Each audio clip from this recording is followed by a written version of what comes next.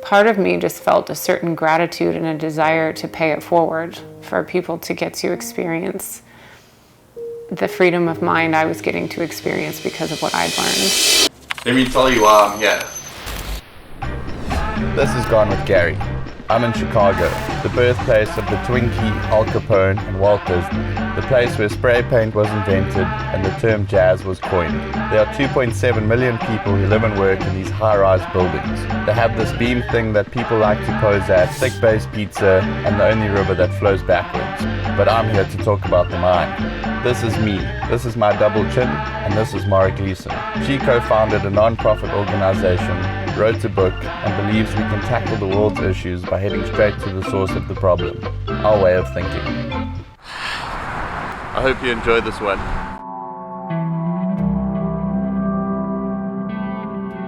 Everyone is equally thrilled and intrigued and curious about the possibility to have more mental freedom than they do in the moment.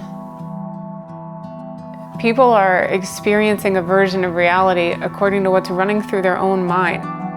It's like the mind is a projector, so we have thoughts and we project an experience of reality, and we feel the cinematic realness of that movie via the power of our minds. You know, we're the director of these incredible films that we live in. And that just flew in the face of how I had been raised, because I thought my dad was the director. People gain insight or realization when they're not looking for it. The second I gave up the fight, suddenly I had this moment. It was a memory. It popped into my head, and it was seeing my dad's car pull up the driveway, seeing his car, and getting tense. In that moment, I thought, how did he do that to me? How does that work? It doesn't. That was the pin that burst the balloon, and my whole reality around him and that everything bad I'd felt was his fault just started to collapse on itself. And that was the beginning of a really cool journey for me, because then I never experienced them the same since. So all of that story kind of went away after that insight.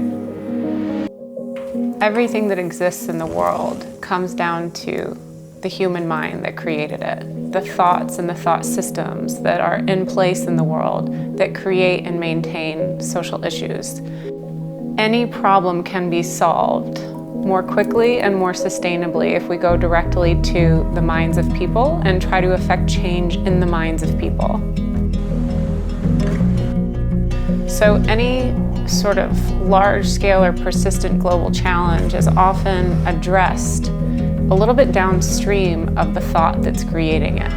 Most people are looking at, what are the services we can provide? What are the institutions that affect this? What are the politics? What are the economics that affect these issues? Whether it's criminal justice, inequality, education, gun violence. We're trying to look at all of those issues and say, hey, what is the thinking that's holding that in place? What is going on in the minds of people that's making that problem show up in the world? And what if we went directly to the minds of those people and helped to educate them about the mind, about thought, about how to make change from within so that that can ripple out and make change out in the world? But we have specifically chosen these projects in Southside Chicago and in Gaza and the West Bank to try to help change the minds of people, to empower the minds of people, to show them freedom of thought, to break out of the mindsets that have them trapped in some of the issues that are pervasive in these parts of the world. And eventually showing that no matter where you go, anywhere in the world, if you can tap into the minds of humans and make change there, you will see change in the problems in those parts of the world. So no matter the person, no matter the place, the true source of our problems and the true source of their solutions lies in a change in the mind.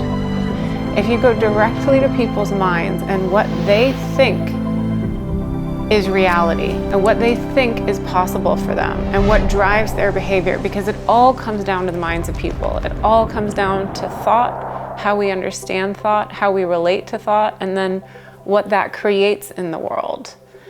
That's the symptom. this is the source. Bear in mind, I make these films and edit them in 1 week. I like to make films about people and the ideas they hold. So hit the subscribe button if you'd like to see next week's film. See you then, and thanks for watching. Now I challenge Dejan White to make a film by next week.